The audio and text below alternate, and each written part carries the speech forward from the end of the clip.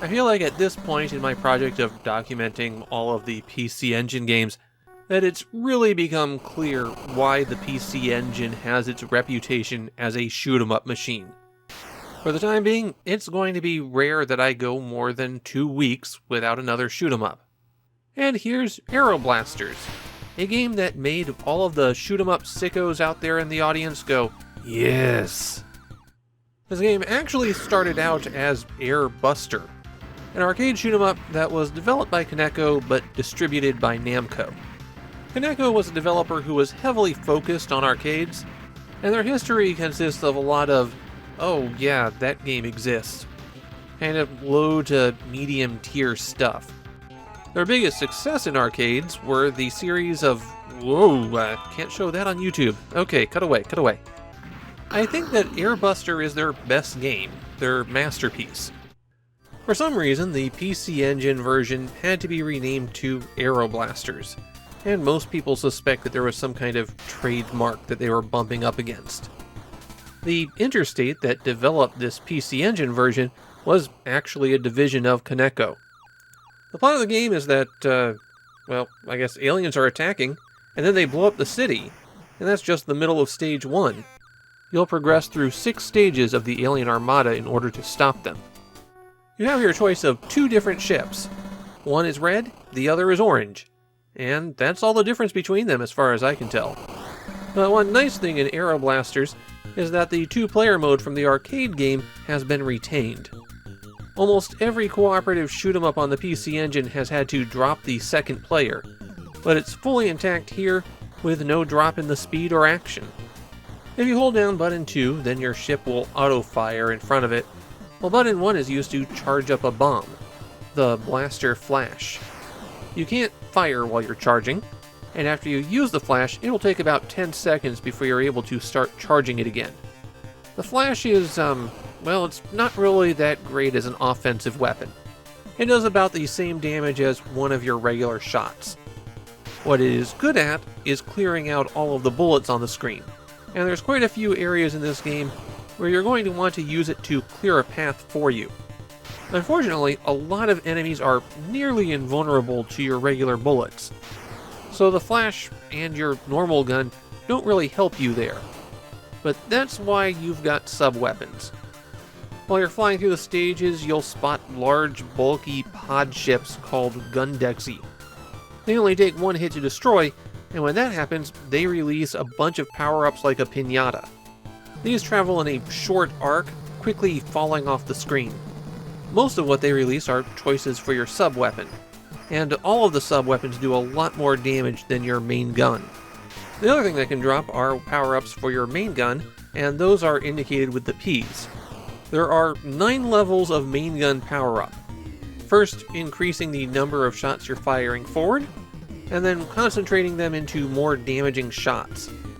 You get more bullets up to power level 5, and then after that, as the damage level increases, your rate of fire decreases. As for the sub-weapons, the Ms are missiles.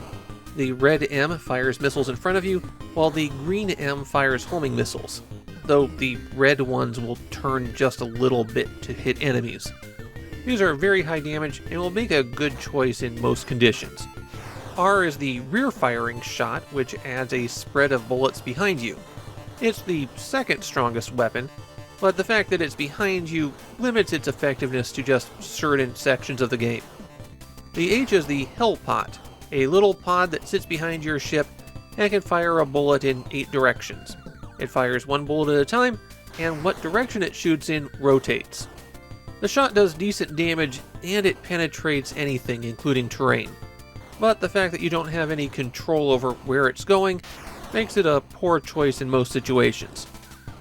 The 6 is the 6-way shot, a good spread with a slow rate of fire, but also a little bit weaker than the other sub-weapons. And finally, there's S for side attack. You get a pod above and below your ship that fires forward at the same rate of your main gun. It's useful, and the side pods can screen shots that are coming at you, but the other weapons are just going to be more effective. There's one more special power-up that's only available in a few stages, and it doesn't drop from the pods. B is for bumper, and it will replace your special weapon, but it adds bumpers to the front of your ship that will help you avoid colliding with terrain. It'll push you away from walls. The stages where it's available are also the stages where it is very helpful to have that. The other thing that you'll spot that you can collect are $signs, and this is solely for bonus points. While you're playing, you're going to notice that at certain sections, the HUD turns off. You lose the indicator telling you if you can use the blaster flash, your score count, and your extra lives. This often occurs when you're fighting a boss, just to give you a better view of the area, but it happens in a few other places. Naturally, any contact with another ship or a bullet destroys you instantly, and you lose all of your power-ups that way. It can be extremely difficult to recover after this, though always having the flash available to you does help a bit. You've got 5 credits with which to complete the game, and when you get a game over, you can continue exactly where you left off. Aero Blasters on the PC Engine is extremely well regarded in Japan. I saw people call it a masterpiece, the reason that they held on to their PC Engine. The best graphics on the system, and I don't know if I'd go that far, but yeah, it does look nice. I also saw some arguments about whether or not the Mega Drive version was better, and I'll leave that judgment to the people who post comments on videos. And of course I agree with that enthusiasm for the game. Aero Blasters is one of the top shoot-'em-ups on the PC Engine. One of the big games that's really worth playing. It's packed with wonderful touches, like how the music on Stage 2 is synced up so that it changes when you enter the high-speed tunnels, or the way that your ship's movement gets affected by the enemies on Stages 4 and 5 until you destroy the mini-boss that's affecting gravity. Aero Blasters is just a cool game in general. It has earned its place in the competitive field of the top tier of PC Engine shoot-'em-ups.